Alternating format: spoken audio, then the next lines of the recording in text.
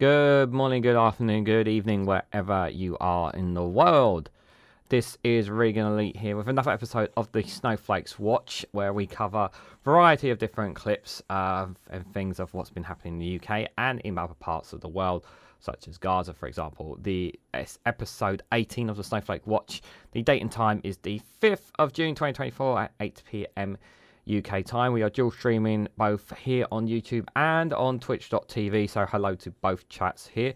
I have a live YouTube chat poll for you guys tonight asking, does last night's debate make a difference in the polls and what some people are thinking in this general election?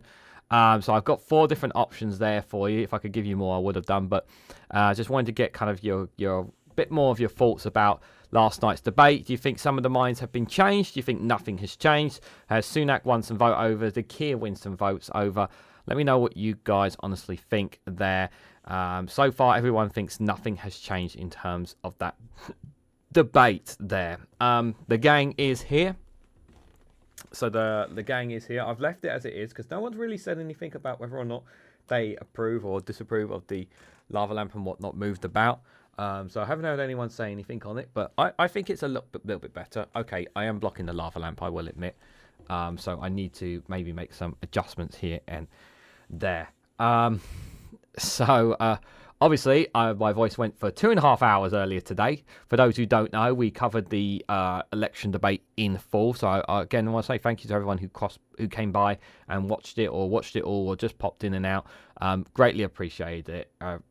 If you do go out of your way to watch it in full, thank you very much, because it was quite a long stream, and somehow my computer managed to not crash, or not the live stream did not manage to break down for some reason in 2.5 hours that we covered it. So thanks for those who passed by in there. So who we got in the chat today? Stu Viking President is here. Good to see you, buddy. Hope you're doing well. Stephen Banker is here as well. Good to see you. Hope you're doing well. Jow is here as well. Good to see you. Terry Regan is here as well. Good to see you, Terry. Hope you're doing well. Dave McGuinness is here. Good to see you, David. I hope you're doing well.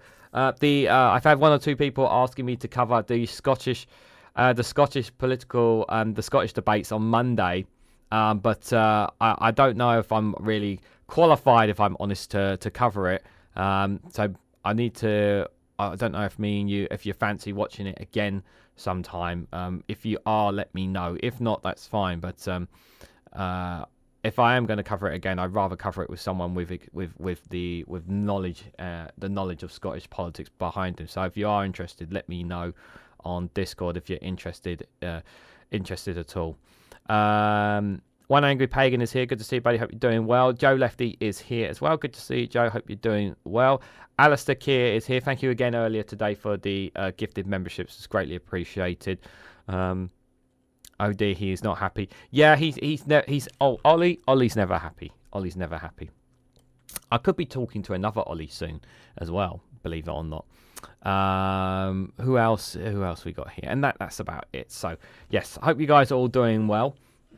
We've got quite a bit to go. So before I go into the general election topics, the debates, some of the after talking of the debates, and we will address the lie about the £200,000. I know we covered it on the live stream, on the debate live stream as well, but we'll cover a bit more variety on that as well. But before we do, guys, I want to talk about Gaza, and I have some very important clips from it. There is one clip that is going to be distraction. I will let you guys know before I play it for you guys. But I wanted to just showcase some of the situations that there was recently in the last hour or two an attack that struck a city. I am not going to play the clip, obviously, because it's too distressing, and the last thing I want to do is do that. But my live streams are not monetized anyway. But yeah, I didn't want to play that, but I just wanted to show this here. And this is in France, and this is a nice little touch here. More than 13,000 Palestinian flags have been planted in Grenza Villa, Paris, for the number of children killed by Gaza. 13,000, guys. So it looks like, according to, potentially we've reached the 13,000 mark when it comes to women and children here. I don't think we need to play any sound here. You can just see for yourself there. Just thousands and thousands of Palestinian flags placed there, and not just that side, the whole other side as well. for everyone every life that has been lost. And it wouldn't surprise me at all if they ran out of space to place the flags. But it is pretty terrible to say the least. I wanted to play this one here. So this is Gordon Levy, who was just in a cafe in Tel Aviv Museum, and a woman came up to me and said, only one word, traitor. This is the atmosphere in Israel right now, saying the truth is treason. Feeling empathy towards the Palestinians is treason. Showing the suffering in Gaza is treason. This is if you show any kind of solidarity towards the people of Gaza, this is the kind of reaction that people have. So I just want you to listen to his story, because I really think it really speaks to mind how some people within Israel feel about it. While there are some who want this infighting to stop, there are others who see any kind of solemnitude or solidarity towards Palestinians as some kind of treason. The other day, I was sitting in a cafe in the Tel Aviv Museum, which is really quite a respected place. And my friend was a Swedish writer. And all of a sudden, a woman came to me and really almost touched me with her face and said only one word, Boged, traitor, and went away. This is the atmosphere right now. Saying the truth is treason. Feeling empathy toward the Palestinians, toward the victims, is treason. Showing the suffer of Gaza is treason. We never faced it. Israel was always very concentrated in its own victims, in its own problems, which is totally natural and understandable. But Israel was never so blind to what's going on 1 hour away from here. We were always blind toward it. And the Israeli media is helping us to be so blind and not to know anything. But at this war, we reached a peak that I don't remember. Such a denial, such blindness, not to know, not wanting to know. Don't bother us with killed children. Don't bother us with starvation. And if you do bother us with starvation, you are not an Israeli patriot. This is really horrible. This is really horrible that they just do not want to hear it, that they just don't want to listen to it. That's really horrible to me. That some people feel so strongly about the differences of their past and their history. And I know that there is deep history. I know there is, but to not show any kind of empathy, it really just shows just how deep it really is here. This inside Gaza, guys, I'm going to show you here. Don't worry, there's nothing horrible is going to happen. This is no amount of US sanctions on the ICC prosecutors will ever stop 8 billion normal thinking humans are realizing America is compliant in genocide in Gaza. You only need to just look at just the situation here, and you can just see the destruction speaks for itself.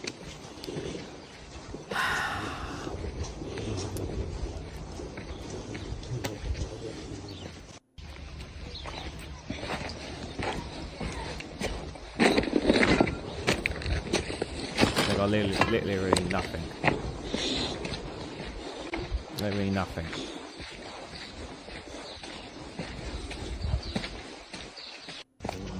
And we've covered previous footages of what it's like for people, and this just kind of just adds on to it here. Good evening, Simon says 55, and if I've missed anybody else, apologies. Hopefully I haven't missed anybody else, but yeah, this is just normal now, and literally nothing for them. Wolfpack, good to see you, buddy. Hope you're doing well. This is an old one, but I wanted to highlight this, just like someone trying to make the claim that Gaza is not occupied, but obviously, oh, what's going on? Oh, stop, hold on. Oh, sorry, 1 second. What's happening? Hold on 1 second. Something's happened to my clip there. What's going on? Don't know why it did that. Sorry about that. Don't know why it was playing up like that. But yeah, this one is quite powerful. Gaza's not occupied. It's ceded control. Did it not cede control in 2005? No. What was eliminated what was taken away in 2005 was the presence of the colonies. But Gaza has remained very much occupied, and not only because there is control of land, air. Can I finish? There is not just the control of air, land, electromagnetic space and sea space, but there is also a very tight control of what enters and what exits Gaza, including with the right that Israel has reserved itself to carry out preventive strikes, which have killed many in the Gaza Strip. No, Gaza is still occupied, and there is a wall-to-wall consensus in international community, including ICRC, which is normally quite restrained. I mean, everyone has concluded that Gaza is still occupied through modern methods of warfare, even if it doesn't have boots on the ground. There is effective control. It is controlled. Obviously, this is several years, quite years old, this clip, but it just... Once again, like trying to paint this picture that Israel is not in full control, that Israel doesn't control the borders or something, and it's just like, no, it's not true. They've always been in control. They've always been in control inside Gaza. It's always been like that. Billy Kershaw, good to see you there. I wish you would stop it with these polls. I'm not version. No, that's fine, Billy. But I'm. Agree to disagree, but I am going to continue. I don't always do polls every single live stream, but I think it's good for engagement. But I can understand why some people may not like the polls. That's totally fine. But I appreciate the comment either way. But again, like, why are we trying to paint a different picture to what it is? Now, yes, obviously the news reporters, obviously from Australia, you can tell what side of the spectrum that they're on here. But it's just trying to paint a picture of difference of what is actually going on in there. We're going to hear from someone with some common sense. The lovely Bernie Sanders here. He posted this yesterday here. Right now, tens of thousands of children in Gaza are facing starvation, malnutrition and famine. And the congressional leadership think it's okay to invite the war criminal Netanyahu to address Congress.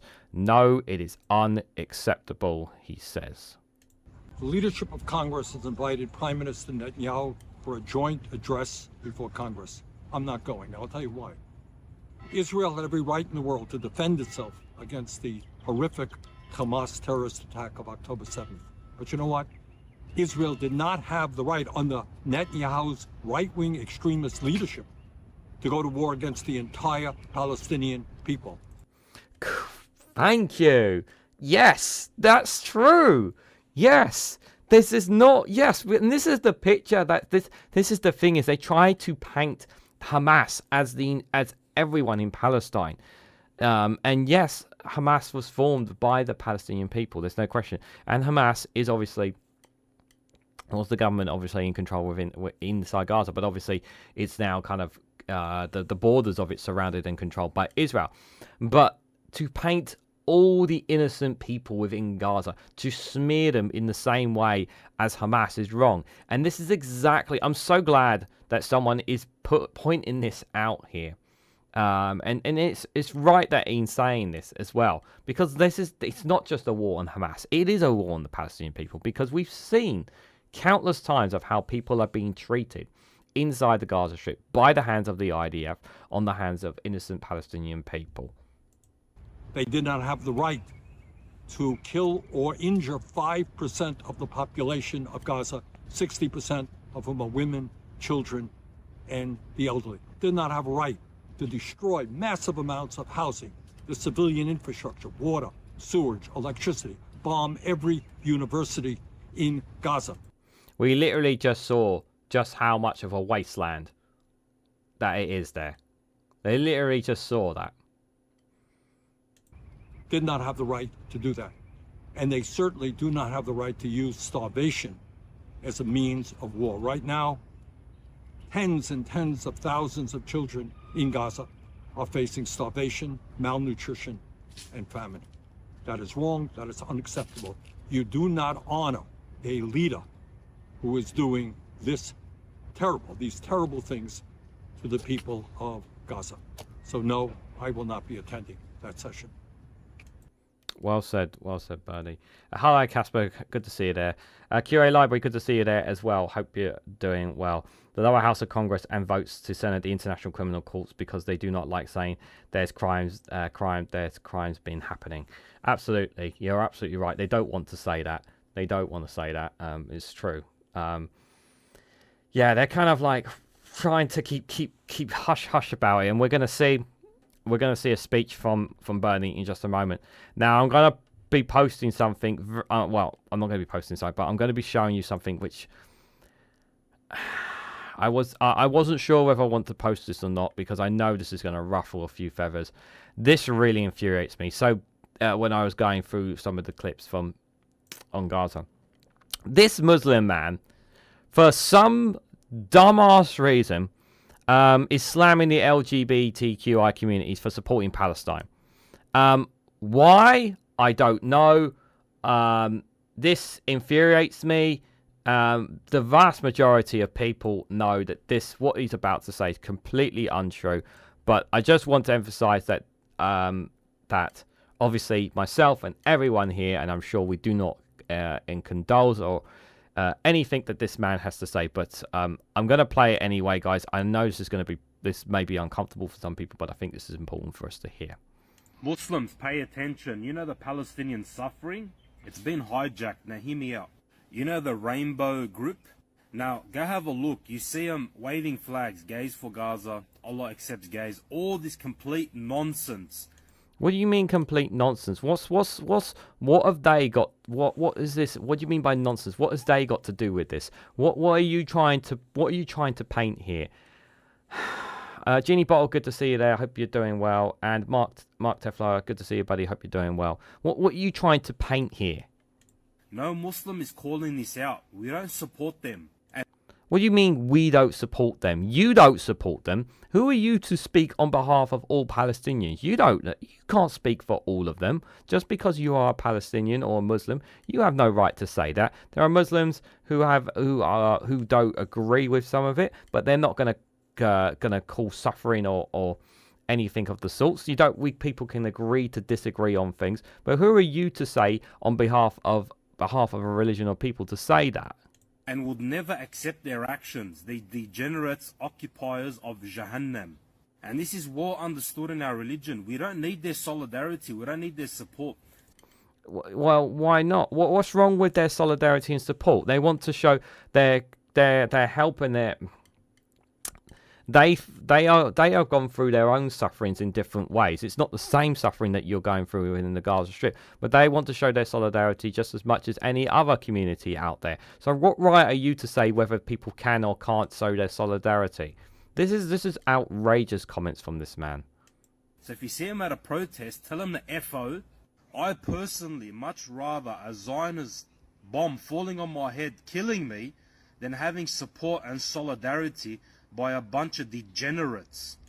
This is absolutely disgusting. I can't believe, he would say something as cold-hearted as this by somebody who's just as this. This is just absolutely disgusting from this man. It really, really is. Occupiers of Jahannam.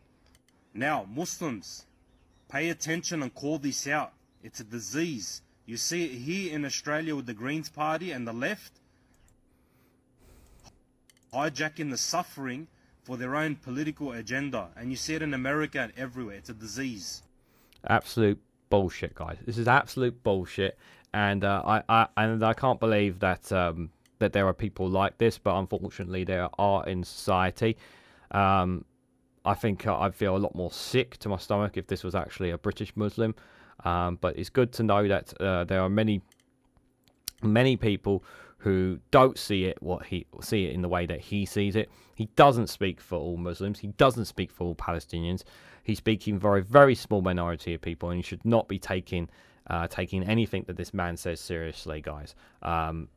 You're always going to hear things like this from disgusting, vile people. So please don't take it to heart. Just a silly little man with a small little brain. Okay, so the next one, guys, before I play this clip, I'm going to warn you now. You are going to see, and I'm giving you the warning now, guys. So if you want to step out, I can understand. Bernie Sanders is not only going to be presenting a speech here in this just under 2-minute clip, but he's also going to be showing pictures of children in very uncomfortable state. So I'm just telling you now, this is your 10-second warning before I play it, guys. If you're not comfortable with seeing children, seeing children looking very boneless in very bad conditions, you're more than welcome to turn away now. I'm letting you know right now, okay? So you've got 5 seconds to do so. Okay. So I'm just letting you guys know. So this is your warning, okay? But for those who stay and watch, thank you. This is not comfortable to watch, but I think it is important, guys. Mr. President, we, as we all know, are in campaign season. And I would say to Speaker Johnson that when you attend your fundraising dinners with your billionaire friends, and you eat your fine steaks and your lobsters and your other wonderful food, please remember these pictures from Gaza. This is a photograph of a child in Gaza taken by Getty.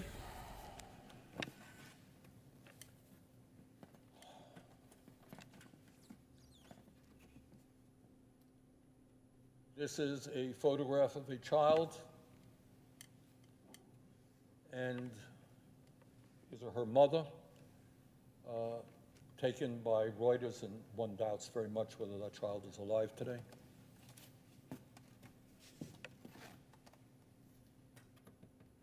This is a photograph taken by Al Jazeera.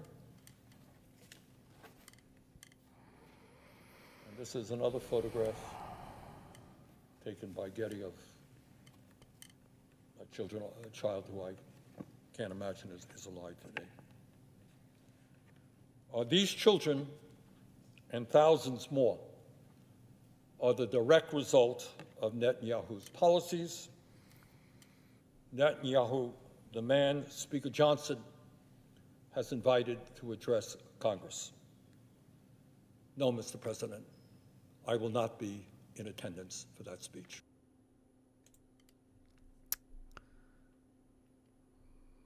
I don't know what to add, but I have already seen much worse clips and video and pictures than that, I will say. Like I said, that was brutal. If you did watch that with me, thank you if you did. I'm not going to play the clip here of this one, but I wanted to highlight this again, showing the atrocities of the IDF. Israel are celebrating this footage. It shows IDF soldiers dragging a Palestinian man that they killed inside Gaza. I'm not going to play the clip. Horrifying how many soldiers are just walking by like this is the most normal thing. Soldiers are there in the image on the left hand side. They are literally just walking by, carrying on normal, and there is a string attached to a dead body. I don't know if it's on a board or in a bag. I can't make out when I played the clip. I'm not going to play it for you guys. I'm not going to play it, don't worry.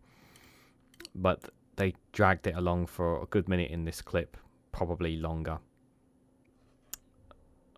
But again, like, you can't argue the what you see in front of you guys.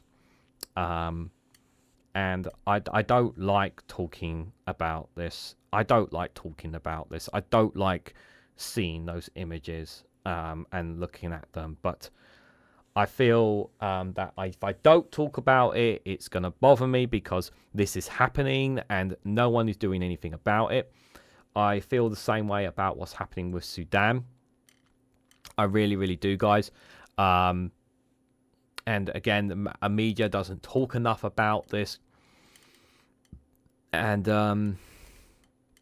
I feel like Netanyahu is just, at this point, is just looking just to continue to hold on to power for as long as he possibly can. And it's pretty horrible. Is all I can say. And once again, guys, our hearts goes out to all the Palestinians within Gaza who are suffering right now. Of course, my heart goes out still to the Israeli hostages who are still being held by Hamas as well. And of course, those who are being held in Israeli prisons by those of Palestinians and whatnot as well. Some of them have suffered absolute terrible atrocities that we have seen. I've covered on the Snowflake Corner, or even on Was News Round, and even on Rumble, of some of the battered and bruises that they have suffered within Israeli prisons as well. I should stress that the Israel government have denied some of these things. It's very important to stress that they have denied these allegations, but it's very hard to kind of debunk it when the footage and the photos are very clear to see by those who are within it, who are sharing it. But people will still refuse to acknowledge the atrocities that are taking place.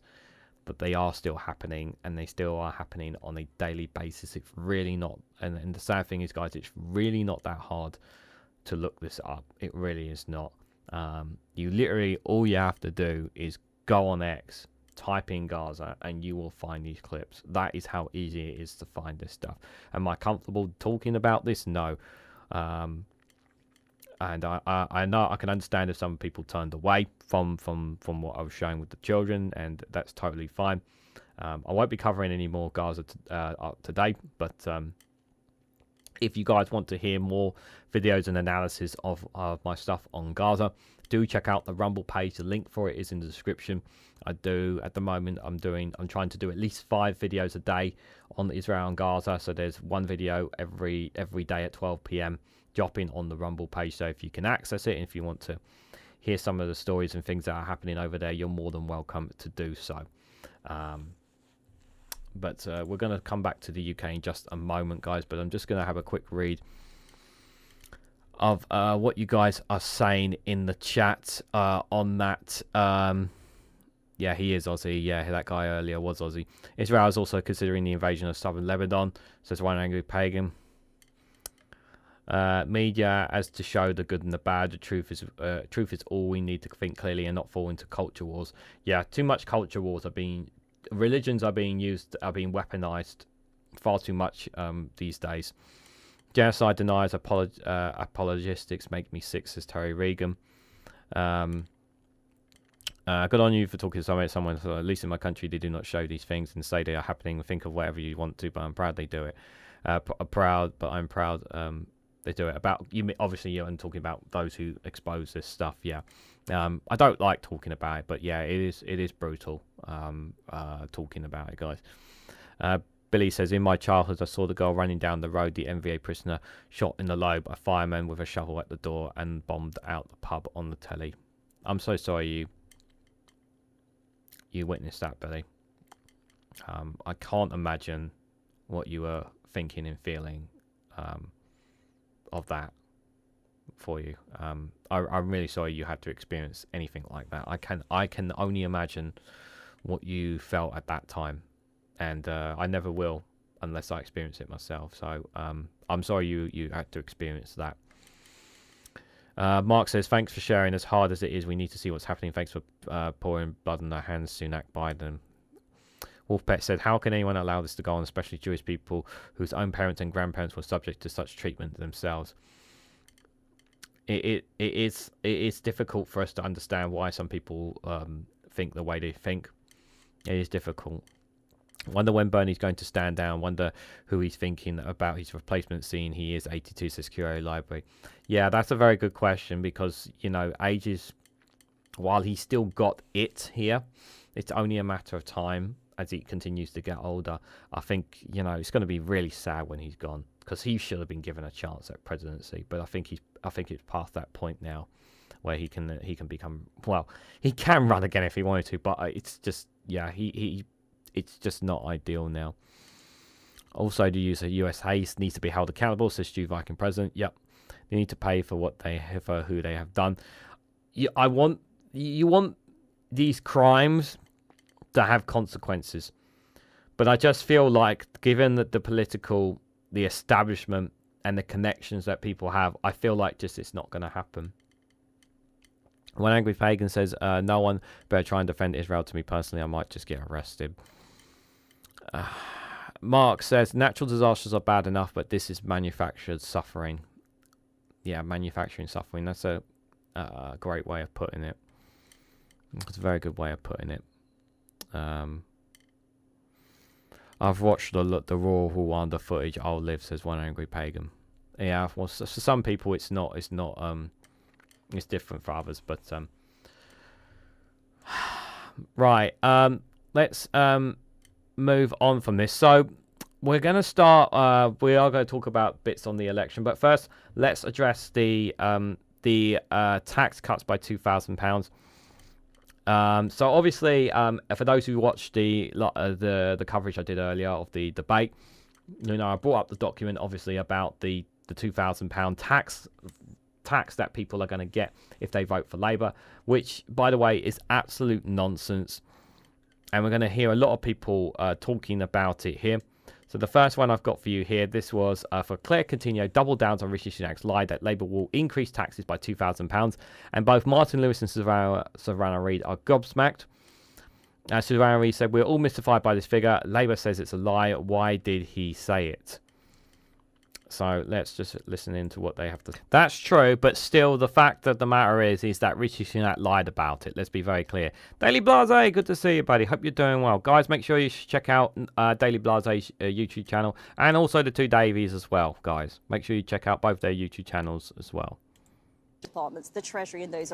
They just literally pointed out that this was not numbers by the government, and we're gonna read an analysis by Sky News on this as well, because I think that will help obviously understand some people, help understand a bit more in detail as well. But no, this was not numbers done by the civil servant, by the government. This was made by people working for the Conservatives, those within Conservative House. These numbers. Let's be very clear about this. This is not done independently.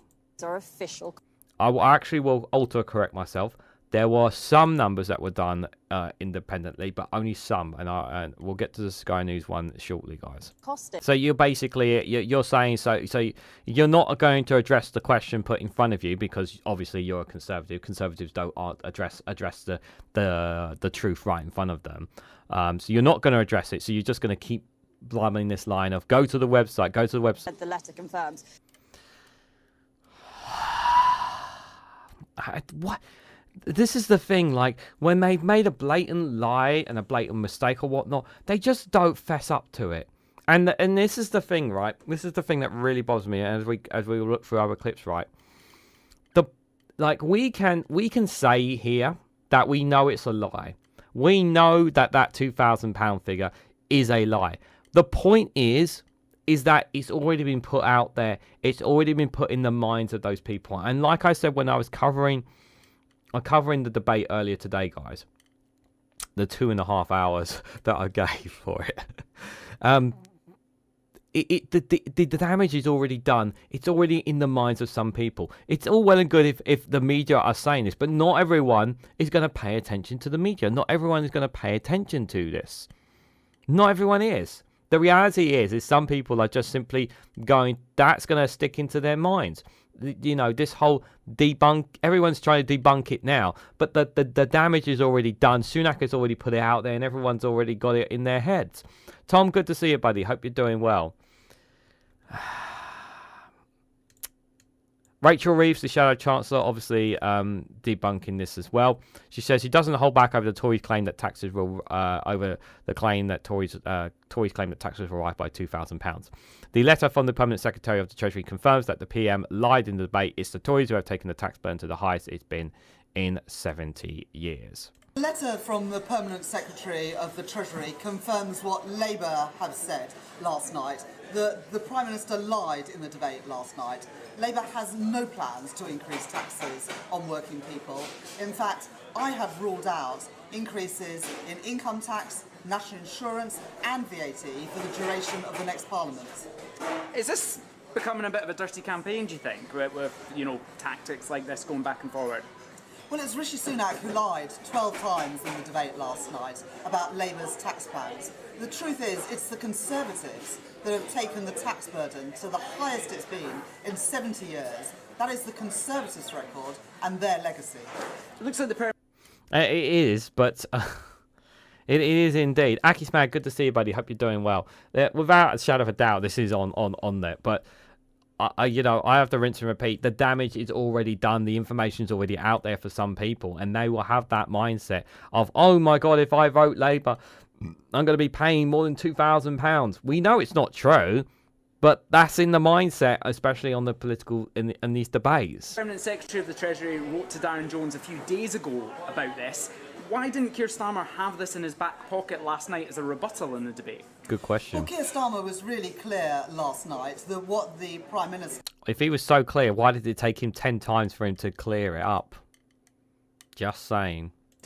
Said was utter garbage. I would go further than that. The Prime Minister lied in the debate last night about Labour's tax plans. Labour will not be increasing taxes on working people. I am very clear about that. And everything in our manifesto will be fully costed and fully funded. A quick final one. You said Sir Keir Starmer was very clear last night in the debate. He did seem to take quite a long time, actually, to rebut that. A lot of the reaction said he wasn't as clear as he could have been. Well, I don't think Keir Starmer expected the Prime Minister to lie in the debate last night. That is what the Prime Minister did. Well, he should have expected it, because Rishi Sunak has been lying all the goddamn time. He's been taking a leaf out of Boris Johnson for goodness knows how long. So he shouldn't be surprised not to expect that. Daily Blase said, I watched the debate for 5 minutes last night, switched off and played with my rubber duck. Far more productive, if I'm honest. The format was painful. Well, unfortunately, I'm glad you did that, Daily Blase, because not only did I watch it last night, but I also fully watched it again today here on the channel. So I'm glad you found a productive ways of with a rubber duck. Good morning, Steve McMorgan. I hope you're doing well, my friend. Good to see you there. But just before I play the rest of this, guys, I think it's really important to highlight as well, obviously. The journalist was asking the question about this being a dirty campaign. Of course it's going to be a dirty campaign. We know it's going to be a dirty campaign.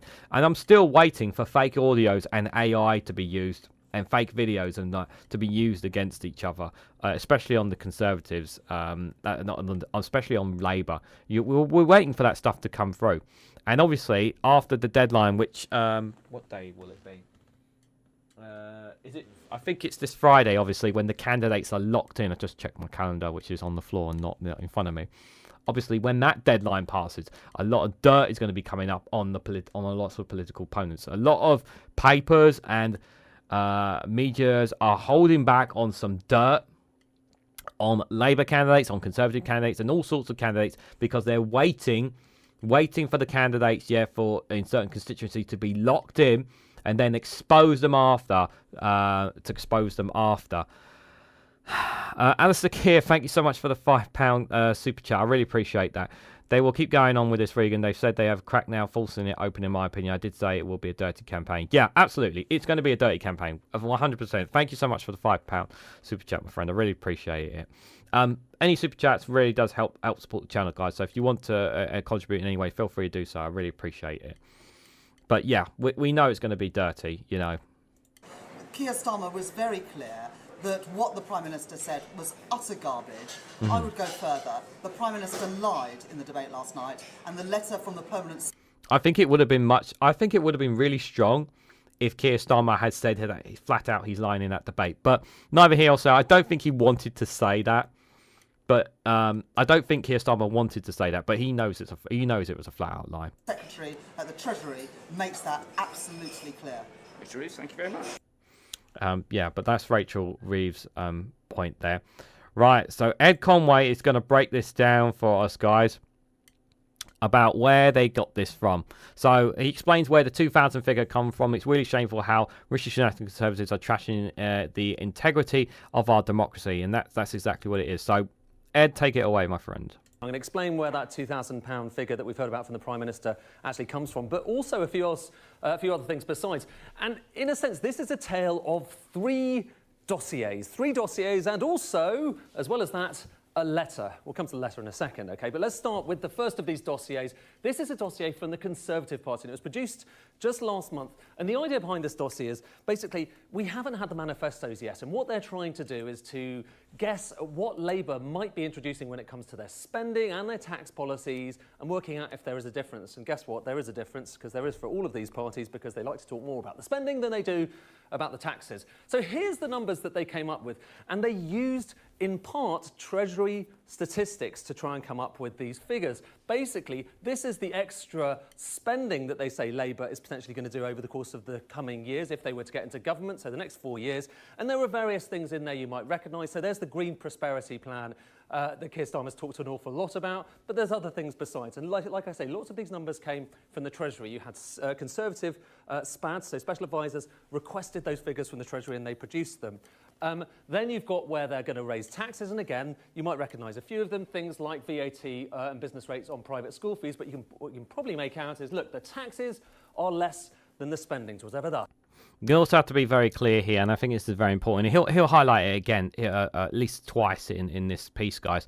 But we don't know the exact numbers because we haven't had the manifestos yet. We really need those manifestos at this point. Why haven't we had those manifestos? We need them now. And I have to say, I am a little bit critical of Labour with their delaying on their manifesto. I know the election was sprung on, the general election call was sprung on them, but they should have already had it ready by now, because they already knew exactly what they were going to go, what the plan they kind of had ahead of them. Why they still haven't launched that manifesto, I don't know. They may be trying to just trim up some of the little numbers here and there, but they need to get that out. I don't want them waiting the last few weeks, the last like 2-3 weeks before the general election to launch it, because I'll be absolutely tearing my hair out in doing so. Juicy Gaming, good to see you there, buddy. Hope you're doing well as well. And when you take one away from the other, you end up with this, okay? So a grand total figure, you've got about £10 billion a year of extra spending that you haven't really accounted for, how you're going to pay for it, and top that up and you get £38.5 billion. It's a lot of money, and what they've done is basically they've divided that figure by the total number of households around the country. So it's about 18.5 million households, and you get about £500 per household of a kind of black hole that we don't really know where it's going to come from. And if you tot it all up, look, there it is, £2,094 per household. So that is where this figure that Rishi Sunak was talking about in the debate actually comes from. Now, Labour has various different quibbles with the number. They say, for instance, okay, so when you look at those sums that the Treasury was asked to do, you know, they don't think that, for instance, neighbourhood health centres is going to cost quite so much. They don't think necessarily that there's something called insourcing, where you're bringing in some of the expertise into government. They don't think that's necessarily going to cost quite as much as in the numbers. So there's that. But there's a broader issue which they're talking about, which is they say that really it's questionable as to whether the Treasury should be doing this. And we just got a letter, this is where the letter comes in, from the head of the Treasury, the permanent secretary at the Treasury, James Bowler, basically saying, I'll zoom in here, saying, OK, I agree that costings derived from other sources, so other than the Treasury, produced by other organisations, should not be presented as having been produced by the civil service. And that matters because last night, when it was in the debate, Rishi Sunak was kind of implying that these were either Treasury costings or independent costings. Well, they're not, and that's the point that we have here, which raises deeper questions about this. But Labour might have said something else, OK? So when you're talking about this £2,000, what about the tax rises that we've already had over the course of the last Parliament? Yes, how have the taxes been doing under the Conservatives, guys? I'm so glad Ed Conway has decided to show us the tax rises here. And it literally says here, this is from Sky and the OBI there, you can see, but the Conservatives have just raised tax too. I'm so glad he's showing this to us, guys. If you tot them up, and I've basically done the same thing, just looking at the rise in the tax burden over that period, tot them up, divide it by the number of households, and it's not £2,000, it's £13,000. That's taxes that we already have as a result of the taxes that have come in during this Parliament. But Labour didn't do that. They saw the Tories some would say dodgy dossier, and they said, well, let's just do our own dodgy dossier. And I'm afraid it's a little bit more dodgy. Maybe that's partly because they don't have the benefit of using the Treasury to put their sums together. But what they basically do, and we're doing the same thing again, so looking at the kind of black hole implied by all of those spending plans, all those various different ambitions that we heard about, in this case from the Conservatives. So this is Labour's plans, Conservative plans as Labour would portray them. And when you look at the big numbers here, this bar here is very big indeed. Remember Sunak said he wanted to scrap national service. Remember the national insurance guys. He hasn't. Let's not forget about that as well. Really important. Far bigger than the black hole that the Tories are saying that Labour have, and largely that's because of various policies, including this scrapping national insurance. Really big, and frankly, the Tories they've never said they're going to do that on day one, but Labour in. Well, I'm going to share a clip of him saying that he wants to scrap it, so that's not true. Their dodgy dossier are saying, look, the Tories are going to do that. They say they're going to abolish inheritance tax. Well, maybe they'd like to do that, but no one's quite assuming they're going to do that in day one. And anyway, as I say, we don't have the manifestos. But if you go through this, do the same sums as we saw from the Conservatives, this comes out at £14,000 per household. And they're saying that you're going to be paying £2,000 more if you vote for Labour. And yet Ed Conway here has just put it up using their figures from Sky and OBR, and using what the Labour's Tory black hole here is £14,000 per household. The numbers here are pretty starkly clear in difference here between the two. It's quite incredible, really. Okay, so that's the black hole that Labour are talking about in the Conservative plans. So there we have it. 2 dossiers, 1 letter, but I'm afraid, yes, there is one more dossier left, because when the Conservatives saw that Labour dossier, they said, well, maybe ours in the first place was a bit too conservative with a small c, so let's do our own new dossier. And it's even more wild. Have a look at this, okay? So basically, this is doing the same thing, showing how much each household will be affected each year by the various different plans that the Conservatives... Now, notice the time there, hold my beer. Very good by Sky here. Say Labour might introduce, okay? It includes stuff like cutting corporation tax to 12.5%. It includes scrapping business rate. I mean, no one really thinks Labour is going to do this stuff, but nonetheless, the Tories put this into a document, and it comes up with, if you work it out in the same way as we've seen from all those other documents, a grand total of £46,000 per household. It is kind of a staggering situation, but we've got to this descent in the campaign already, and there are lots of numbers being thrown around, and quite a lot of them are pretty ridiculous. Because they are ridiculous. This is what they want to do. They want to conflate and inflate numbers to scaremonger and scare tactic you guys into thinking something differently to what's actually happening. But a great piece by Ed Conway here. I thought it was really good. You know, just on these numbers here. Obviously, I'm not very good with numbers and taxes and whatnot, guys. And I'm sure some of you guys are far more good at that than I am. But when you have someone like Ed breaking it down, simplifying it, yeah, for people, it really does adds up a lot better there. I mean, it really does speak a lot there. Another idiot defending the indefensible here. What is absolutely clear is that due to independent analysis, Labour have a £38 billion black hole in their policies. Not true. That will lead to £2,000 of extra taxes for every family up and down the United Kingdom. This is underpinned overwhelmingly by HMT analysis, Treasury analysis. Not true again. So if people think that the Labour Party are going to win this election, they need to start saving. Well, people can't save because you've taken all their savings away because of this cost of living crisis. Just saying. But it was presented as being entirely independent, wasn't it, those figures? And that's not quite the case, is it? They're not being misleading the public. No, not at all. What was very clear... No, they're definitely not misleading at all when we've just blatantly seen the misleading. Clear in the Permanent Secretary from the Treasury's letter today is this followed a very long-established process of opposition costings. It set out very clearly on gov.uk, including all of the assumptions that have been put in there as well. We have on occasion used the Labour Party's own internal analysis of these figures. we've done that to be fair. For example, on their Fair. energy plan, Okay. there are lots of independent people who say that their plan is going to cost a lot more than they have said. But we have tried to be extremely reasonable in these assumptions No, and you very, haven't. very transparent in terms of how they were put up across. But you're saying it's £2,000, and that's over 4 to 5 years, isn't it? Yes. People will assume, won't they, that it's per year? Is that not misleading? No, we've been extremely clear that this is over the course of a parliament over 4 years. That's all set out in the document and the. Yeah, I think you're telling porcupines there. Just saying. I think she's telling a bit of porcupines there. Claire Coutinho, I'm not going to play this one. Or should I play this one? No, I'm not going to play this one here. Again, trying to defend the indefensible here. And finally, Jonathan Jonathan Ashwell rips into the £2,000 tax lie as well. Good night or a bad night last night? Good morning. Good morning, Kate. Well, I think last night what was exposed is just how desperate Rishi Sunak has become, because he lied about Labour's tax plans. What he said last night about Labour's tax plans is categorically untrue. Labour will not put up income tax, not put up national insurance, will not put up VAT. And I think what we showed last night with Rishi Sunak, or what we saw last night, was how desperate he becomes. And what desperate people do is they lie. It's what Boris Johnson did over parties in Downing Street when we were in lockdown. And Rishi Sunak last night proved himself to be no better and no different with these lies.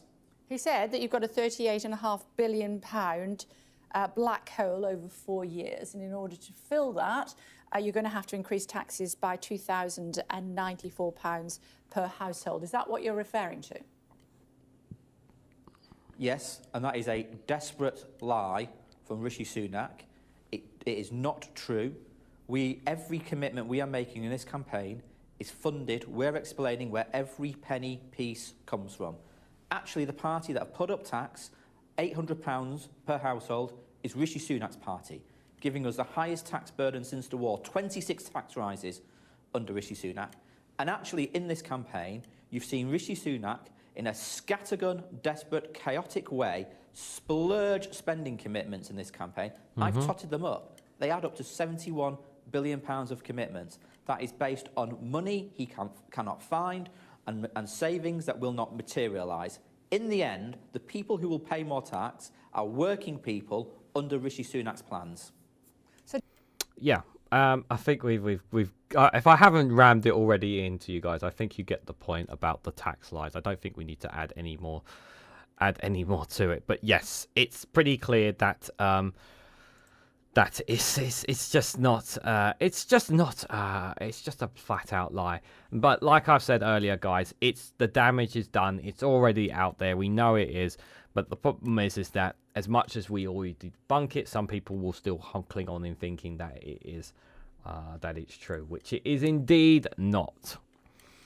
So guys, we are almost an hour into the live stream. I'm just going to play a little funny video and to actually catch my breath a little bit, understandably, because I did a 2.5 hour live stream earlier on the election debate. So we're going to play I'm going to be going at least another half an hour or so. So I hope you guys enjoy this little funny video here I've got from Foil and Arms here. It's called Gen Z in the Future, the Rise of GPT. I hope you guys find this one funny. Just a little bit of a breakup from all of this. I think we need a bit of laughter every now and then in all of this. So I hope you guys enjoy this. Oh, sorry I'm late. I died on the way. Did you? Yes. Well, you don't look so bad. Thank you. Yeah. Did it take them long to revive you? An hour and a half. That's disgraceful. Isn't it now? Yeah. Speaking of which, didn't they reanimate Hitler there? Yes, the trial was yesterday, wasn't it? They sentenced him to death. I know, I tell you. Good enough for him. Absolutely. That's right. How was your weekend? Well, I saw Paw Patrol 7 enter the Harry Potter verse.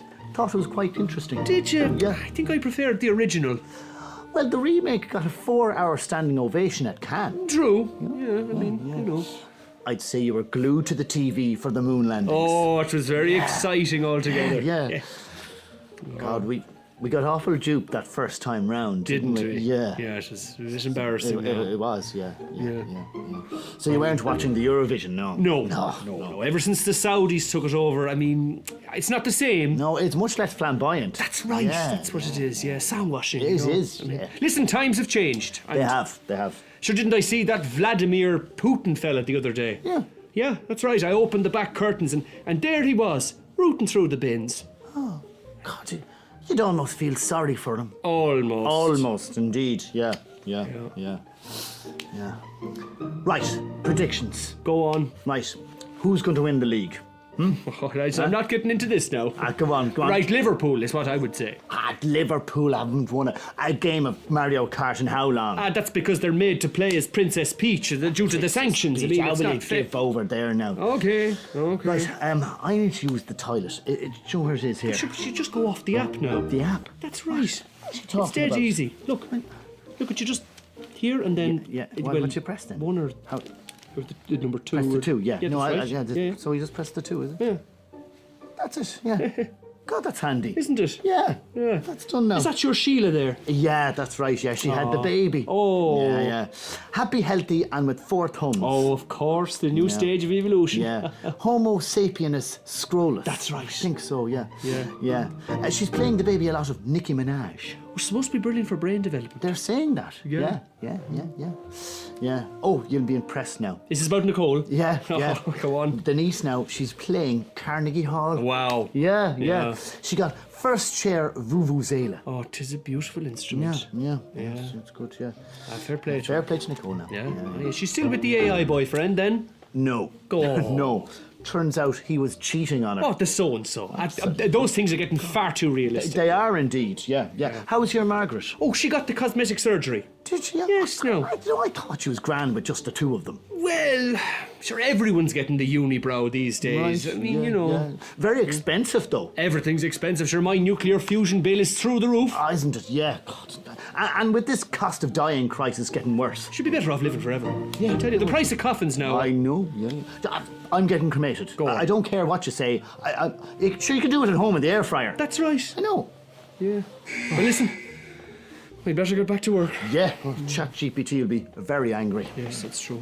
I can't be doing this. I just want to retire. I'd go easy on the chains, Michael. Come on. Want to get executed. Doom-da. Gen Z's in the future, guys. The rise of ChatGPT. So it's not Skynet, guys. It's ChatGPT that was going to rule the world in the future, guys. So you have been warned. So if you have ChatGPT in your Discord server, just remember it's ready to take over at any moment. I hope you guys find that find that bit funny. I'm just going to come and see what you guys are saying in chat. Just if you haven't already cast your vote, do cast your vote on the live YouTube chat poll in the YouTube chat poll on last night's debate. Did last night's debate make a difference in the polls of what people think of the general election? 5% think some changed their minds. 76% of you think nothing has changed. 5% think of you that Sunak won the votes over. 14% of you think Keir won some votes over there. So Larry the Cat, good to see you, and thanks for popping by, Terry. Much appreciate it. What's that? Alistair Keir will be rich in no time. What's he up to? Scottish Water bottling tap water to sell to the rest of the UK now. Given our water, that's probably going to be you can see a money idea taking off there without a shadow of a doubt. Yeah. Starber mentioned the team. Yes, he mentioned the team. Jal says he seems intelligent, but every time I look at him, banjo's playing in the background, says Jal. Interesting. Rabbits in the headlights with the big ears, says Stu there. He's flapping, says Stephen Banker. But is he being clear, says Jal. No, probably not being clear. Oh my god, I shouldn't, but those ears, says Stephen Banker. Yeah, I know. Hammering the £2,000 tax till it widens the Labour cracks, says Alistair Keir. Tom's asking, did I accidentally time travel back into autumn 2019? I'm not going to confirm or deny that, I'm afraid, Tom. I'm not going to confirm or deny that. She's not saying one true word, says Jal. She does not understand any basic concepts of economics. yeah, I'm not great with economics myself, but even I have some basic understanding of it. Irrelevance is free, legal, and sometimes finally, says Billy Kershaw said. The US are surf and turf, and the UK are surf. And the UK is surf and turfs. Yeah. yeah, indeed. So guys, if you haven't already, please hit the like button. We greatly appreciate it. And share this across social media so others are notified of this video. And subscribe, because doing all that stuff, guys, really makes a massive difference. So if you could do any of those things, it would be greatly appreciated. And if you want to financially support me in any way possible, you can do so by becoming a YouTube member. There's 2 levels, guys. There's one at 99p and 2.99. It's only 1 payment a month. It may not seem like a lot of money, but it really does make a massive difference and supports me on the channel. So anyone who is able to do so, thank you very, very much. I really appreciate it. You get access to custom emojis, and if you responding to doing any comments on any of my videos as a YouTube member, I always respond. And if you're a $2.99 member, you get early access to additional content as well. Other ways, if you want to financially support me, is by buying me coffee. Link is in the description, and also joining me on Patreon for exclusive content as well. So thank you to everyone and anyone who supported me in any of those ways. It is greatly appreciated. The Discord, do I want to do a Discord chat after the show? I don't think I want to, but I did say I would, so I will pop on for the Discord for a little bit after the show, just because I did say I would, on that. Right, so more on the election, guys. So these are some of the clips. Obviously, I've got a couple of small ones here of basically what people thought about after the debate last night.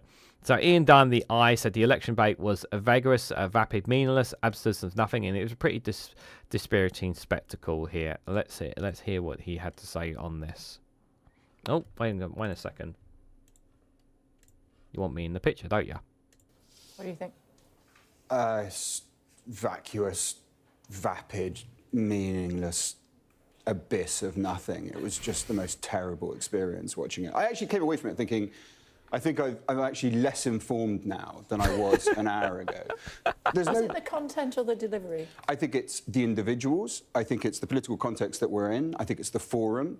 And I also thought the chairing was quite poor as well. But ultimately, you're getting to a point where you're like, explain to me NHS policy in 40 seconds, please. And people would say something for a moment. There was a point where people were interrupted before they could even really finish an entire sentence. So you think we're just dealing with this really surface-level approach where it degenerates into just an angry clash of sound bites without any real substance underneath it. It was a pretty dispiriting spectacle. Yeah, I said this on the election live stream, guys. The host was crap. The format was terrible. 45 seconds was not enough for either of them to get their points across. You didn't get answers to questions, and the people who asked the questions weren't able to rebuttal from the questions that they were given by both the Prime Minister and the leader of the Labour Party. So yeah, it was pretty rubbish to say the least here. This voter here. Let's hear what this voter here said. Voter 1 says, Keir Starmer was remarkable, warm, friendly, and confident. He shook my hand. He was a very cool, dry hand, and he was obviously relaxed. Voter 2, the Labour wins and Tories moves out of government. It's time for a change. This is what this person said. I thought he was remarkably warm and friendly and confident, which seems to me to be he's developed over the time he's been leader, and I thought he came across really well.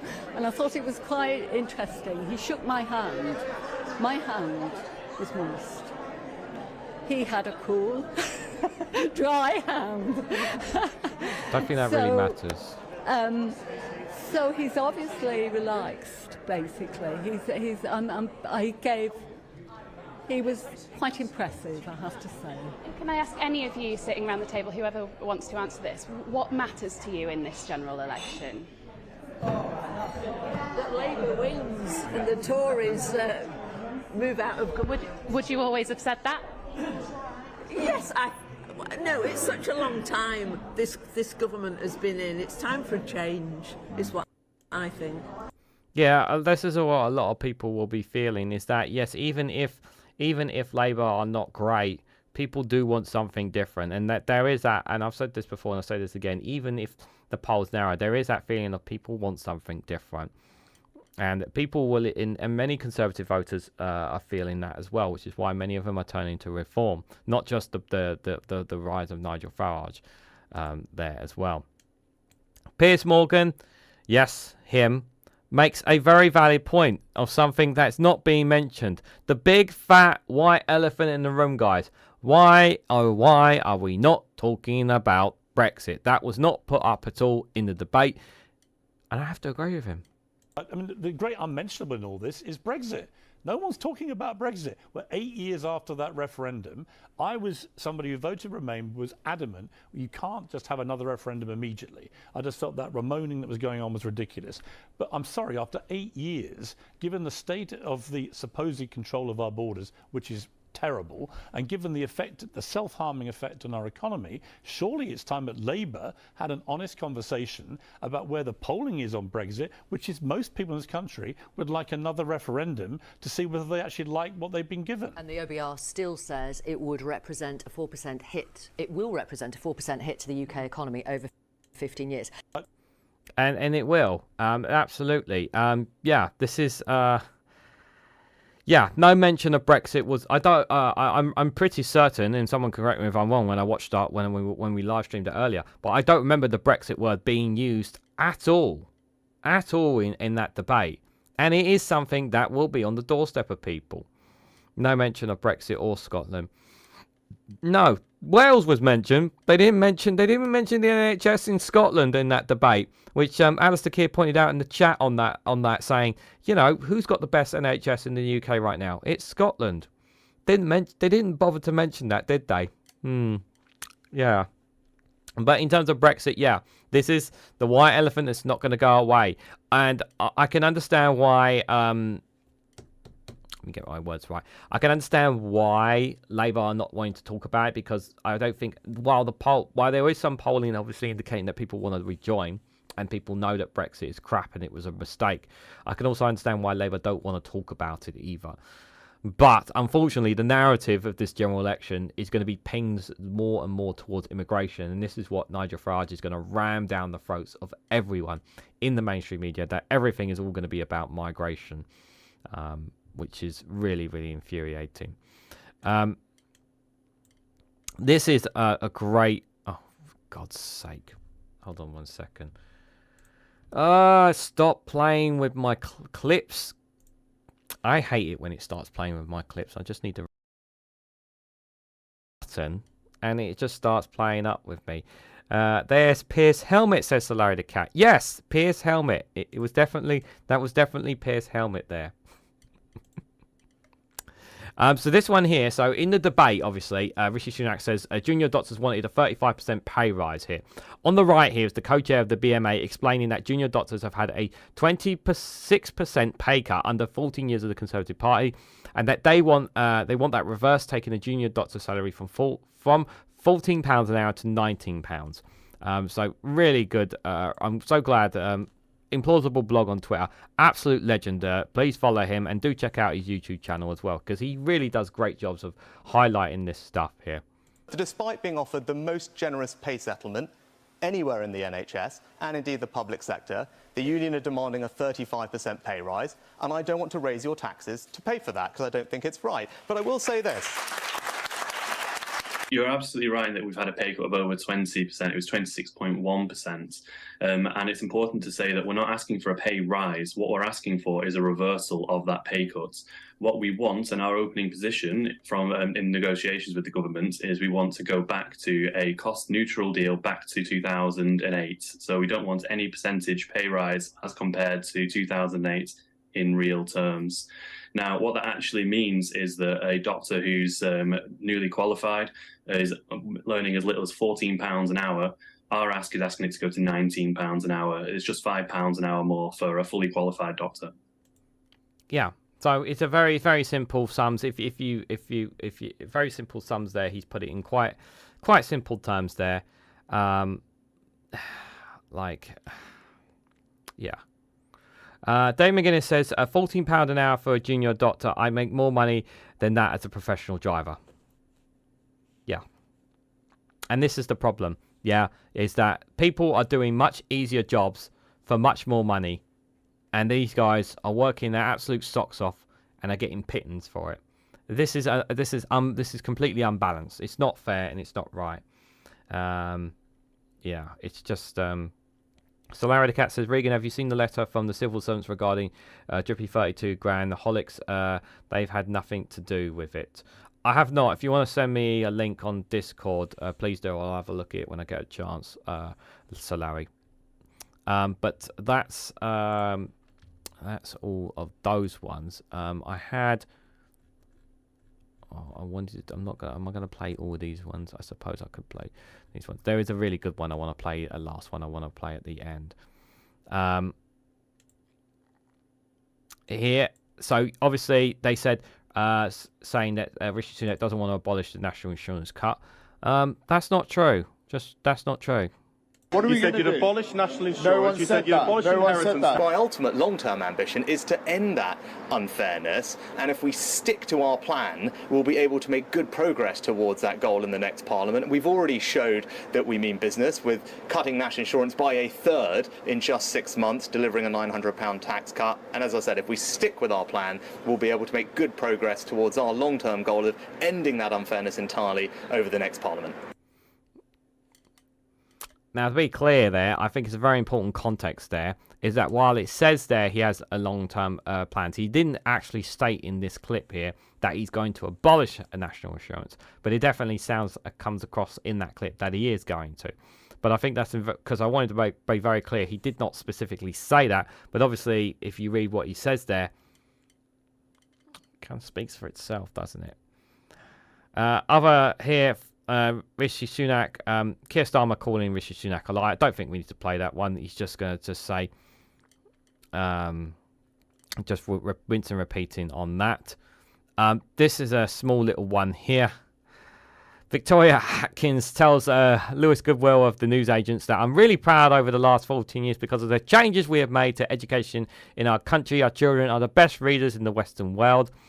And on the right is a Guardian headline of children reading fewer, less challenging books. UK and Ireland study finds. And what are you proud of in the last 14 years? I'm really proud that over the last 14 years, because of the changes that we have made to education in this country, our children are the best readers in the Western world.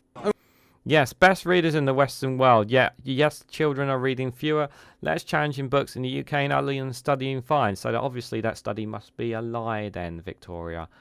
Oh dear. It's funny. It's amazing how you can put some things together, guys. It really, really is. This one here, Conservative MP Richard Graham, that we don't want to increase the tax burden on individuals. We want to allow individuals to decide how to spend their money. But BBC's Ben Thompson says, who's responsible for raising the tax burden to the historic levels that it's currently at? Answers on a postcard. Who is responsible, guys? God damn it. What's going on? Is my internet playing up, guys? Is my internet playing up here? Because it keeps playing up here. God damn it. Sorry, 1 second, guys. I know Alistair Keir said there's been a few blips and whatnot. I'm not sure if that's part of it. There we go. Sorry about that. I don't know what's going on tonight. Maybe the computer is reaching its peak, maybe. But we don't want to increase the tax burden on individuals. We want to allow people to be able to decide how to spend their money themselves. Who is responsible for raising that tax burden to the historic level that it's currently at? We've done a lot to reduce the direct burden. It's a shame he couldn't answer that. Oh, what a shame. It got cut off. Yeah. A charming racist here. They're letting too many people in. They're creating problems with our infrastructure, hospitals, everything. Unfortunately, he does use a bit of unnecessary language, so he does get told off. In my opinion, he was bloody well lying. No, language. No, I'm sorry about that. That's all right. No, so what? Why do you think that? Because I don't trust him. I don't think you could trust him. So you don't trust Keir Starmer? No, I do not trust him, and I do not trust either of them with immigration. What's your concern when it comes to immigration? They're letting too many people in. They're creating problems with our infrastructure. hospitals, everything. They say they're curing it by bringing nurses in. They're bringing their families in, and it's creating a bigger problem. What about the fact that so much of the NHS relies on the proud tradition of immigration? I quite agree, and I believe that part of it is that. But it's an excuse to bring them in.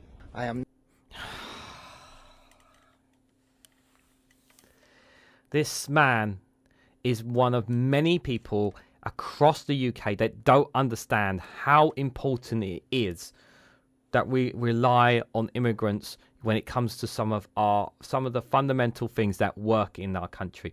This country would not work without immigrants. It just would not. It would stop working. Yeah, the country would grind to an absolute halt. Our economy will crash and burn if we did not have immigrants. It's so blatantly obvious. Now I'm going to just put this out there because I've got quite a few of you here. I want to explain that in all seriousness. Yeah, if you wanted a country with less migrants and you wanted to rely more on British workers, you have to say to yourself, I'm willing to put my hand in my pocket to do so. That means raising taxes to do so. Then those taxes, wherever they come from, would have to raise towards apprenticeships, training courses, lessons in schools and classes, universities, all that kind of stuff, programs and everything to train up a British workforce as doctors, teachers, whatever kind of departments you're in, to train them too. And this is going to take, it's not going to take a few years. It's not going to take 5 years. We're talking about a good 20, 30 plus years if you wanted to do something like this. In all seriousness, if you seriously wanted less migrants and more reliance on British workers, you have to be willing to give up a good 30 plus years of your hard-earned taxes towards something like this kind of project. And initially at the start of something like this, you guess what you've got to do? You need to rely on immigration in order to allow the infrastructure that we have right now to keep running. And the idea is over that next 30 years, as we train up more of our own doctors and nurses, and yes, let's factor in all the wages as well, because their wages are pretty crap. Yep, so we have to find a way to raise the wages as well, because British people will obviously want decent pay rises, so obviously they can pay their bills and whatnot, which is another factor that we need to add into all this. The idea is over the next 30 years, as you continue to train up British workers for these jobs, you then, and only then, can you reduce the reliance on migrant workers in our society. You can't do what this individual and so many idiots are thinking of, just stopping people of different colours, of different nationalities, of backgrounds, of working in British society. They're intertwined into it. They're embedded into it. You can't just pull it out. It will destroy our economy. It will destroy our society in one fell swoop. It's not physically possible. The only way to do it is the proposal that I put. And you would need cross-government consensus, cross-party consensus across all political parties to make something like this work. And you have to be patient. And I'm talking about 30, 50 plus years of your life. Yeah, you have to be patient if you wanted something like this. Like, that's how long of a project, if you are serious about wanting to do that, that is the sacrifice British people will have to make. If these people are so keen on it, that is the sacrifice they're willing to make. And if they're not willing to make that sacrifice, then they seriously just need to shut the fuck up. Because unless they have a solution to this, I'm all ears. But the only solution I see is lots of taxes, lots of money put in our hands, in our pockets, lots more paying better long-term wages, and a long-ass term project to this. Because that's the only way this is going to work. There is no other way around this. It really really isn't. You can't just flick a light switch and expect everything to be funky and rosy. That's not how it works. And there are people here in the chat who have been in politics far longer than I have, and they see what is going to happen, and they see clearly what's going to happen here. It's common sense. It really is not that hard to see that.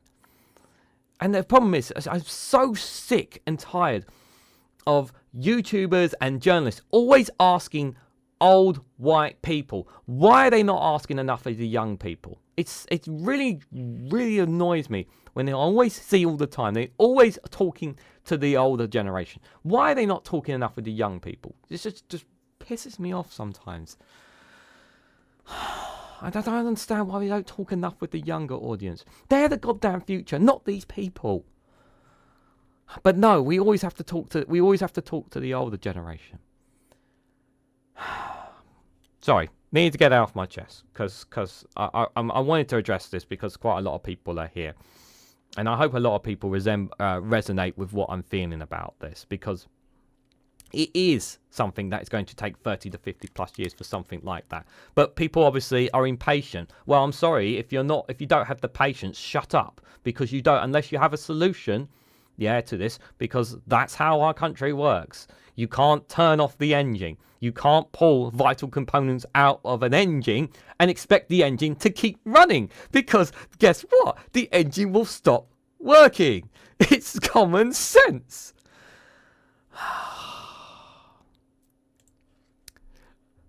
Where should I go from that, guys? I have no idea. I have no idea where I want to go with that. Yeah, let's go with Stephen Flynn. Let's go with Stephen Flynn. I need some common sense here, and Stephen, apply some common sense. Yeah, as a respectable politician, please apply some common sense after what I just said. Well, the good news is that this Tory government is coming to an end, and thanks to Rishi Sunak, that date is coming sooner than many people had predicted. So the choice for voters in Scotland is now very simple. Who do they trust to put Scotland's interests first at Westminster? Now, for the SNP, we're very clear about what it is that we believe in. We believe in investment in our NHS. We believe in action on the cost of living crisis. We believe in rejoining the European single market, on ensuring that we create economic growth by delivering net zero. Now, within the Palace of Westminster, those policies aren't particularly popular, and of course they're not shared by the Labour Party. But we're not here to cosy up to the Westminster status quo. We're here to deliver for the people of Scotland and to ensure that they have a say over their own future.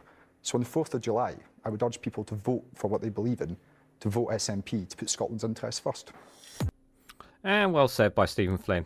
Guys, I cannot tell you how much I am looking forward to the Friday debate with for those who don't know, Stephen Flynn is going to be on the panel for Friday's debate, the BBC debate. I am, and I will also add, as well as another caveat, I'm absolutely furious that no one from Northern Ireland has been represented on this panel. They are representing England, Wales. There's Plaid Cymru is being represented for Wales. Stephen Flynn obviously being represented for Scotland as a Scottish National Party. But no one is representing Northern Ireland. Once again, Northern Ireland are being ignored. So I think that's really, really annoying. Where's Colin from Portsmouth when you need him? That's a good question. I don't know where he is. I think he's still behind bars, but maybe I'm wrong.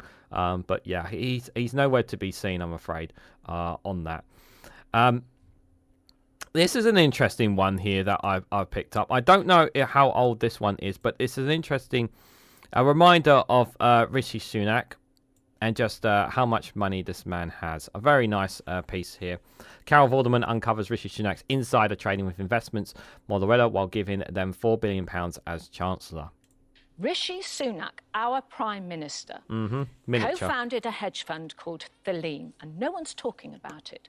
Thaleem invested, in the last few years, £1 billion in Moderna shares. Rishi Sunak said he has put all his assets into a blind trust. He has refused, and The Guardian was the last newspaper to report on this in November 2020. At that point, he refused to say whether he holds assets in Thaleem and therefore in Moderna. So that man came out in front of 10 Downing Street, as our Prime Minister, and said, accountability, transparency, all of this. If you are true to your word, Rishi Sunak, tell us, do you own, through Thaleem or any other means, shares in Moderna? Because if you do, are we now talking about insider trade? We just want transparency. I agree with wanting transparency. Yeah, where is that transparency, Prime Minister? Do you have any transparency? Do you have any transparency? Answers on a postcard, please. Answers on a postcard, please. Transparency. Has anyone seen any transparency? I've not seen any, guys. Guys, I just want to say thank you to everyone who's cast their votes in the poll, asking, did last night's debate make a difference in the polls of what people are thinking in this general election? 75% of you say nothing has changed. 15% of you think Keir won some voters over. 3% of you think some have changed them, some changed their mind, and 3% also think that Sunak won some votes over. So thank you everyone who's cast their votes on that. Really, really appreciate it. I'm going to leave, well, before we wrap up, guys, I'm going to play this one last one here. An LBC caller with the ultimate destruction of a conservative here. I really like this. I watched this earlier and I was like, oh, what a nice video to end this on, guys. So this is... I got the opportunity to challenge this Tory and he didn't like it. The Tories don't care about the NHS. They definitely don't care about the staff. All they care about is how much personal wealth they can gain by being in power. This is a lovely, lovely takedown. And I will say this, though. Savage Jared at least allowed him to listen to this, but... Oh. I've worked as an emergency nurse for over 30 years. I'm now left disabled by long COVID because, you know, while we were busy on the front line, putting our lives on the line, and by the way, I lost 3 friends who sorry died to hear that. Very trying sorry to hear save people. But your government was busy doling out PPE contracts to all their mates, most of whom didn't produce a single piece of PPE, some of whom PPE that was produced is now costing us millions to burn. You have deliberately set about to defund and destroy the NHS from the moment you took office in government. Well, Karen, let me first... Prior to you taking government, working in A&E, we hit the 4-hour deadlines. We had the lowest waiting lists in history. We had the highest patient satisfaction, and then you guys came in and dismantled it and saw an opportunity for each and every one of you, for you to make money out of it and for you to get your friends richer out of it off the back of the people who are working on almost minimum wage. We've got doctors on £14 an hour, nurses that were starting on £12, £13 an hour. And for what?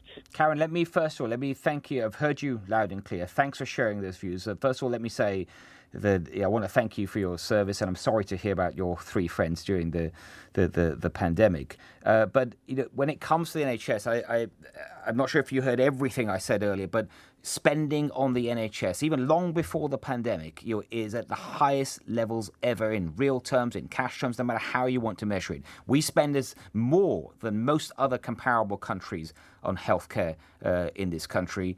Yet I think most people would agree we're not getting the kind of outcomes that we'd want to see. And you mentioned the issue about PPE, and I get that what you're saying, but I can't agree with everything you've said about that, because I think you have to think back to the start of this pandemic when PPE was absolutely necessary. Every country in the world had a shortage of PPE, and I think people would have expected their government at the time to do everything they can to get their hands on it. And you're right, they may well have brought too much, and you may well have to destroy that now, but I'd rather have a government that's buying too much than having too little.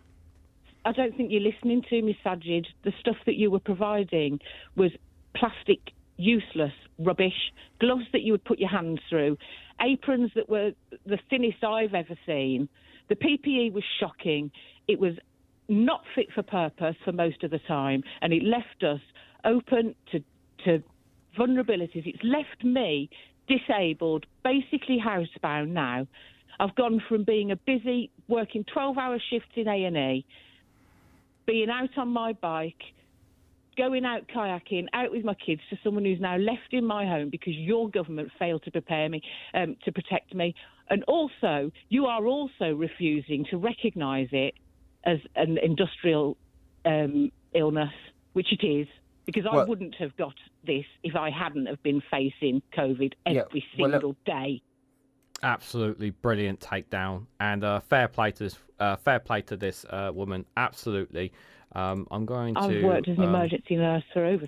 I'll send. If anybody wants a link to that, I will put it on the Discord if anyone wants to have that separately for their own channels or whatnot, just to play, because I think it separately, because I think it was absolutely categorical. I'm really ripping Savage Avid and the Conservatives apart there, and him trying to, he knew he had nothing. He had nothing he could say. He tried to defend this, and it was just like, dude, just shut up and accept it. He still won't accept it. They still won't accept, the failings that they have done caused by the NHS. I showed you guys the graph earlier. I showed you guys the graph on the live stream we had earlier about the waiting list. In fact, actually, maybe, you know what? I might actually just show you guys now, actually. I've got a bunch of graphs here, actually, before we wrap things up. Would you guys like to see a bunch of graphs of just how bad our NHS is? Like, because that's how freaking bad things are right now. It's absolutely atrocious. Oh, I can't. Let me just see if I can. Well, give me 1 second, guys. I'm just going to be playing with a few buttons there. You guys remember this one? The size of the NHS waiting list. Under the Tories, it went up. Under Labour, it went down. And now under the Tories, it's gone back up. Oh, what a surprise here. Here's another one here. I know it's a little bit small, but you can see there. I hope you guys can see that. It says there, 2023, worst year on record for cancer waits, number of patients seen and not seen within the target time of 62 days. This was a source by BBC Analysis and NHS England figures there. And you can see just as it's going up, up, up, up, and up, all the way to 2023, the highest it's ever been on record again. Again, I hope you guys can see this. This is from NHS England as well. How winter NHS delays have worsened. The number of people waiting more than 12 hours in England for a bed after the decision to admit in December and in January. You can see there how much it has gone up again. Ridiculously and outrageous. Another one here. Oh, that's way bigger than I expected. 1 second. Oh, let me see if I can... there we go. This one here, annual changes in health spending, UK health spending under Conservatives, Labour and Tory Lib Dem coalition governments here. This is from the Institute of Physical Studies, the IFS here.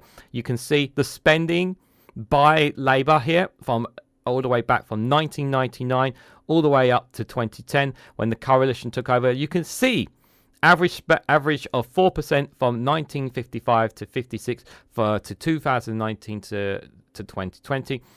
You can see it right there, clear as day, the spending difference between Labour and the Conservatives there. Absolutely outrageous again. And finally, another one here. Let me just see if I can... give me 1 second, guys. I'm just going to see if I can get a bigger picture for you guys of this one. Give me 1 second. I'm just going to zoom it in a bit more. This is on here. This is ambulance response times to red calls. Percentage of red calls to receive an emergency response at the scene within 8 minutes. This source is from Welsh Ambulance Services NHS Trust there from January 2023. Those response times have gradually decreased over time again. It is no coincidence, guys. This Conservative government does not give a damn about the healthcare system. They do not care about the National Healthcare Service. You've just seen there a pile of graphs put in front of you, and I just wanted to throw that on top of what was a great call by someone who is dedicating their life to the National Healthcare Service. Yes, I understand the problems of Labour, and rightfully so, and I agree that there are problems with Labour, and rightly so. But we have got to get rid of these bastards that are running our country. We have got to get rid of these Conservative scum. And yes, don't get me wrong, I am looking at the second and third piece of the chessboard ahead that lies ahead after when Labour come into power. No question about that. I'm fully aware that we need media reform. We need proportional representation. There are lots of other things we need in this country. Don't get me wrong. There are lots of challenges lie ahead. But we must not allow these kinds of people to run government again. We cannot have these kinds of people anywhere near power again. You just seeing how much people are suffering is just absolutely diabolical, guys. It has to stop. It has to end. And whatever you do, guys, whatever you vote, if you're in Scotland, go for the SNP because they are your best bet. If you're in England, you vote for what you think is best in the best interest of this country. I will always say 3 words: anything but Tory. Anything but Tory. Do not put your vote towards this vile, terrible party that has destroyed and ripped apart the very soul of England, the very soul of the UK, guys. They really, really have. Just need to get that off my chest anyway. I've been on quite a few rants tonight, and I think it's time for me to call it a night, guys. I'm just going to have a quick look at see what you guys in the chat. NHS has been devolved since 1998 to Scottish Government, says Alistair Keir. What is the length of private contracts in the NHS, says Billy? I don't have a specific answer on that. I apologise, but hopefully, I don't know if someone on Discord will be able to give me an answer on that. If someone can, that would be great. I remember the Friday nights they announced sending patients back into care homes. I cried my eyes out. Never forgive you. We had no losses, but that's not the point. Yeah, that's not the point. Absolutely. Facts never lie. Trust in facts, not in wishful thinking, says Jow. Notice no figures for Scotland. No. It's because Scotland know what they're doing.